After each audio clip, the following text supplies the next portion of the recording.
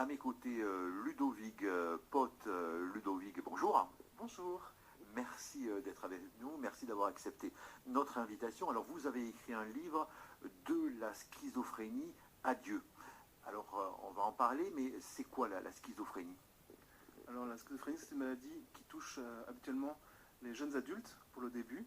Et la plupart du temps, il y a des manifestations hallucinatoires, comme c'est des voix, des choses qu'on entend dans les oreilles ou dans la tête, ça dépend de ce que ressentent les personnes. Et aussi souvent des délires qui font qu'on est hors de la réalité. Et aussi souvent une perte de la motivation, des difficultés dans la relation sociale, à être avec les autres. Alors vous avez été diagnostiqué schizophrène à quel moment? Ma maladie a débuté à 22 ans. Donc j'ai 44 ans aujourd'hui, donc ça fait 22 ans, la moitié de ma vie, que je suis schizophrène. Alors, et vous savez pourquoi elle a débuté? Alors je suppose que dès l'enfant, j'avais déjà une fragilité qui avait déjà débuté, mais malheureusement, j'ai cherché le bonheur là où il se perd, c'est-à-dire que j'ai tombé dans la drogue, surtout le cannabis, et donc qui est très mauvais à tout ce qui est psychique, la pornographie, les jeux vidéo violents, les films violents, les livres d'horreur, ce genre de choses. Et je pense que ça a ouvert des portes à l'intérieur. Enfin, pour moi, les voix que j'entends sont des démons. Donc je pense que ça a ouvert des portes que, grâce à Dieu, les médicaments peuvent faire fermer. Alors, ces voix vous disent quoi lorsque vous les entendez? Alors, j'ai très peu de fois dans ma vie entendu des voix bienveillantes.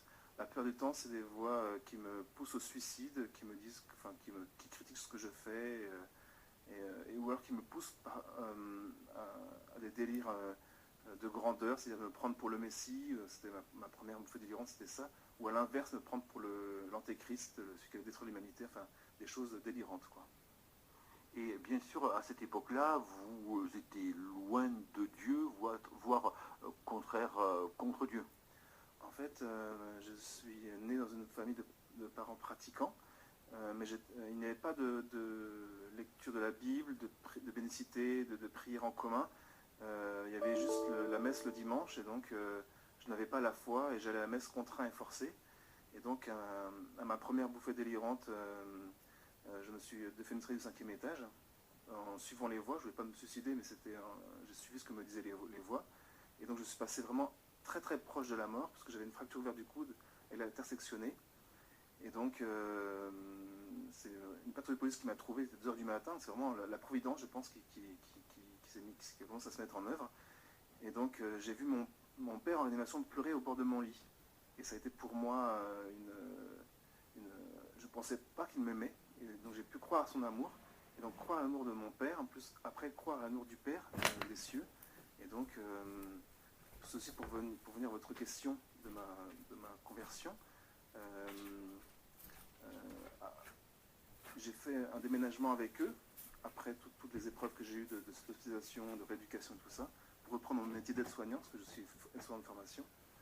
Et donc ils m'ont demandé de poser la question, est-ce que tu veux venir avec nous à la messe le dimanche, dans notre paroisse? Et donc je n'avais aucune envie d'aller à la messe, aucune relation avec Dieu, mais pour le faire plaisir, j'ai accepté. Et c'était à Trappes, en région parisienne, une église toute blanche, avec un grand Christ en croix derrière l'autel, avec une chorale de jeunes, avec des enfants, des gens de toutes les origines. Et donc, j'ai ressenti à la communion une grande paix, une grande joie et un sentiment de bien-être, alors que j'étais vraiment cassé de partout, j'étais vraiment très très mal à l'époque. Et donc ça m'a donné envie de revenir à la messe, de lire la Bible, de commencer à prier. Et c'était le début de ma conversion. Donc, d'où le titre de votre livre, De la schizophrénie à Dieu. Et là, vous étiez dans la maladie encore à ce moment-là? En fait, on ne guérit pas la schizophrénie. Donc, j'étais sous traitement, si c'est votre question. Oui, voilà. Et donc, vous aviez un traitement qui vous stabilise, en fait. Vous avez toujours un traitement qui vous stabilise. Oui, c'est ça, oui. Et est-ce qu'à un moment donné, vous en vouliez à Dieu? Vous pouvez vous poser la question, mais pourquoi je suis comme ça? Pourquoi Dieu fait que je suis comme ça? Est-ce que ça peut être de sa faute? Est-ce que c'est une question que vous vous êtes posée? Non, jamais. Et en fait, à ma défensation, j'ai cru parler avec Dieu, et un sentiment fort, hein, vraiment intense, mais sans avoir aucun souvenir l'instant d'après de ce que j'avais vu, de ce que j'avais entendu. Et une autre voix est apparue, elle m'a dit, si tu crois en moi, saute par la fenêtre. Et donc, je pensais que c'est toujours Dieu qui me parlait. Et je me demandais pourquoi. Et le voix m'a répondu, quelle est ta plus grande peur? Et moi, ma phobie, c'est le vertige, le vide. Quand je vois le vide, j'ai une peur attirante, je me sens attiré et j'ai peur.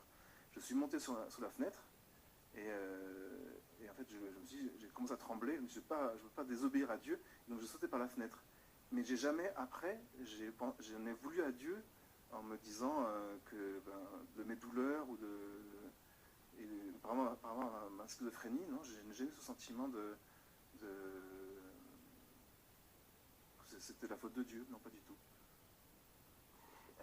Là, quelle est votre situation actuellement par rapport à Dieu? Actuellement, votre conversion a été définitive. Oui, et donc ça s'est mis. Je voulais me donner à Dieu de plus en plus. Donc, dans mon travail d'aide-soignant, je me sentais bien, mais je n'étais pas épanoui, il me manquait quelque chose. Donc je me suis dit, tiens, peut-être que j'ai peut-être une vocation monastique. Et donc ça a mis du temps. Au bout de 5 ans, j'ai pu entrer dans la congrégation de Reine d'Espérance, qui est la seule congrégation qui permet aux hommes de santé psychique fragile de pouvoir vivre une vie monastique. Et j'ai vécu 33 mois là-bas. Et donc je porte la croix des postulants. Bon, dans la radio, on ne peut pas la voir, mais je la porte toujours. Mais je n'ai pas été accepté noviciat. Et donc, à cause de ma fragilité. Mais la congrégation est en relation avec l'association des sources vives, et qui est une association où on peut vivre en commun entre personnes schizophrènes. Et donc j'ai pu arriver à Lourdes, et c'était aussi la providence que les places sont très chères à Lourdes. Et il y avait une maison qui s'est ouverte, 7 places d'un coup qui sont libérées, donc j'ai pu arriver à Lourdes. Et donc maintenant je suis sacristain à la paroisse de Lourdes, et je suis président de l'association missionnaire Sainte Famille, qui fonctionne en recueillant des dons et en les vend à petit prix. Et j'ai l'impression que Dieu occupe de plus en plus ma vie de chaque instant. Et là, vous vivez comment? Vous vivez pas en communauté, hein, plusieurs personnes dans la même maison.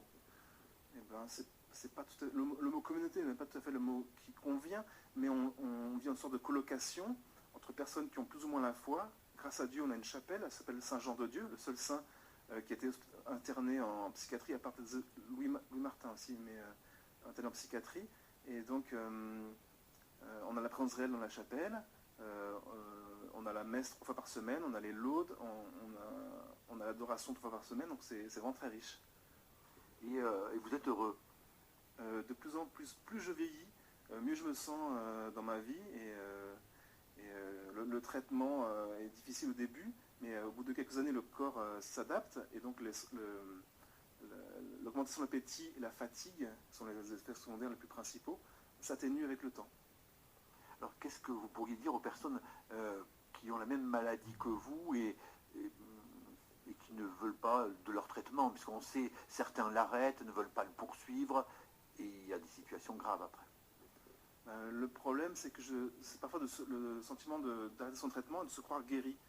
Ça m'est arrivé en 2012, parce que je faisais le yo-yo avec le traitement. Les voix sont apparues, je me suis mis en prière, et j'ai vécu comme une effusion de l'Esprit Saint, et les voix ont disparu. Et c'est une des seules fois où les voix disparaissaient d'elles-mêmes. Je me dis, je suis guéri, j'ai besoin de traitement. Mais après, je me suis mis en danger au niveau de l'alimentation et du sommeil, parce que souvent, quand on est exalté, on dort moins, on mange moins, et c'est un peu le cocktail pour décompenser. Et donc je me suis fait interner en arrivant à Compostelle. J'ai fait un Saint-Jacques de Compostelle, et je me suis interné 8 jours là-bas. Et donc le traitement est très important, et si on veut le diminuer, c'est très important d'en parler avec son médecin, et de voir avec lui un changement de molécule ou une diminution, toujours en lien avec le milieu médical, oui. Alors là, le traitement, c'est quoi? Ce sont des neuroleptiques? Des neuroleptiques, oui. Et vous en prenez combien par jour? Donc je prends du Zyprexa, et je suis à 10 mg par jour. Et vous ne pouvez pas l'interrompre?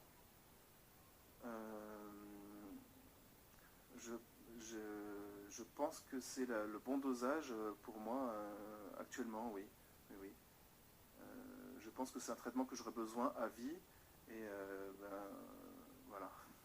Est-ce que vous envisagez peut-être de créer, est-ce que c'est possible de fonder une famille?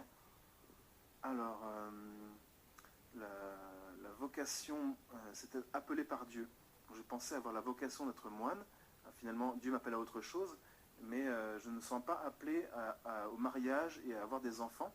Et donc là, actuellement, je suis dans un cours de prière, le cours des Capucins, donc c'est un centre d'Assise, et j'ai le désir de pouvoir devenir tertiaire franciscain, mais c'est plus le mot qu'on emploie actuellement depuis Vatican II, mais j'ai oublié comment, enfin, la fraternité franciscaine, et peut-être un jour de devenir laïc consacré franciscain, si Dieu veut.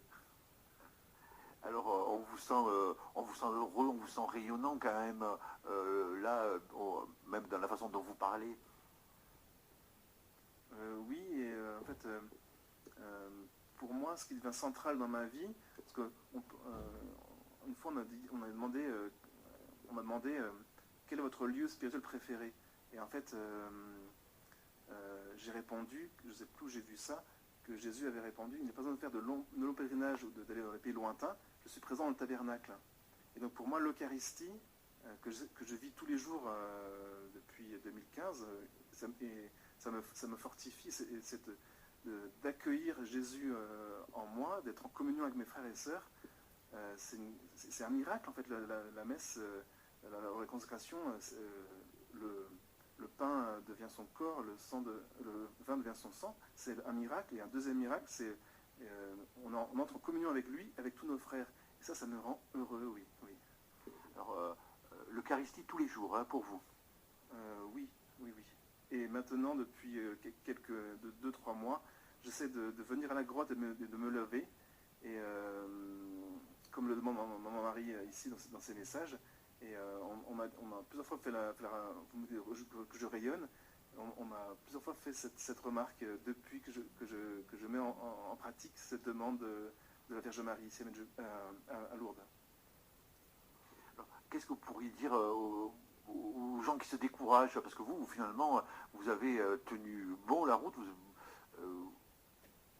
vous en sortez, hein, vous arrivez à vivre correctement en ayant un objectif.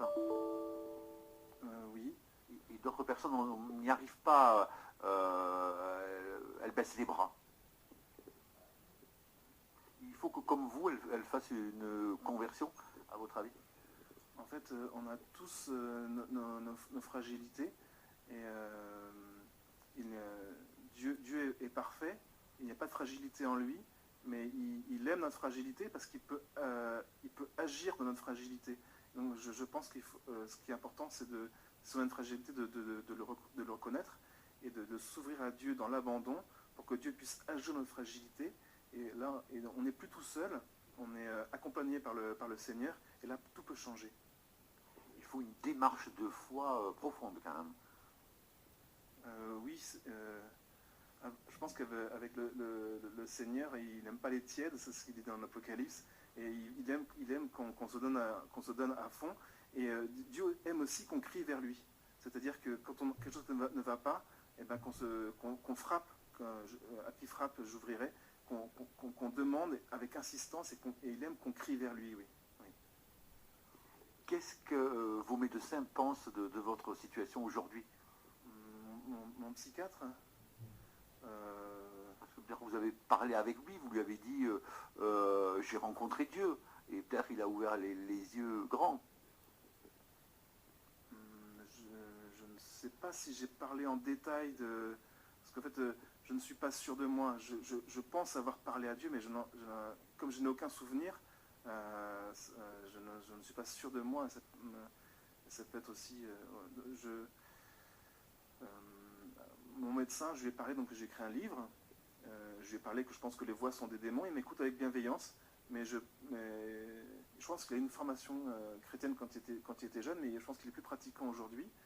Mais il m'écoute avec bienveillance, et c'est ça le principal pour moi. Oui. En même temps, c'est son travail. Oui. mais parfois, quand on commence à parler, à dire que les voix ne peuvent pas être des hallucinations qui viennent de soi-même et de l'extérieur, les gens du Ménoïca sont assez fermés par rapport à ça. Oui. Alors, Ludovic, pourquoi avoir écrit ce livre, hein? est-ce que pour vous c'est une thérapie aussi? Parce que vous avez raconté votre histoire là-dedans. Qu'est-ce que vous dites d'autre dans ce livre? En fait, après ma défenestration, j'ai passé de longues semaines allongées sur un lit sans pouvoir bouger, c'est une fracture du bassin. Et j'avais le sentiment intérieur qu'il fallait que je témoigne. C'est quelque chose de vraiment... Il n'y a pas eu de voix, mais c'était un sentiment très très fort. Et donc je me suis dit, pour témoigner, il faut que j'écrive un livre. Et donc c'était un peu la providence aussi, parce que j'étais modérateur sur un forum de prière. Et le créateur du forum a dit, je veux venir à Lourdes. Je dis, chez nous, il y a des chambres pas chères, viens chez nous. Qu'est-ce que tu fais dans la vie? Je suis éditeur chrétien. Et moi, je dis, moi, je veux écrire un livre. Donc, j'ai pas eu à chercher d'éditeur. Donc, c'était vraiment la providence. Et rappelez-moi la question déjà. Et c'était une thérapie d'écrire ce livre? Et donc, j'ai fait un pèlerinage à Medjugorje. Et j'étais au Chenacolo. Le Chenacolo, c'est là où il y a des jeunes souvent qui sont drogués ou d'autres addictions. Ils ont fait un témoignage devant nous. Et leur témoignage de foi m'a beaucoup plu. Et je me dis, mais c'est ça qu'il faut que je fasse. Il faut que je témoigne. Et donc, dans le bus, on a été appelé à témoigner au micro de ce qu'on avait vécu.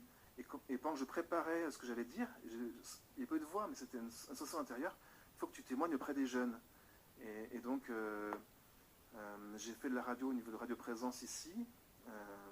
J'ai fait donc l'émission sur KTO, Un cœur qui écoute, Excel Le Peigneux. Et donc, ça m'a... En fait, avant, dès que j'étais devant le regard des gens ou dès que j'étais mis en avant, j'avais les mains qui tremblaient, la voix qui tremblait, j'étais pas bien. Et je pense que le Seigneur m'aide, je suis dans l'abandon, je prie l'Esprit Saint à chaque fois avant de témoigner, ça m'aide beaucoup. Et donc, j'ai fait un témoignage à la paroisse, et j'ai fait un témoignage dans une autre paroisse ici proche de Lourdes, et à chaque fois c'est de plus en plus facile pour moi, et de regarder les personnes qui m'écoutent.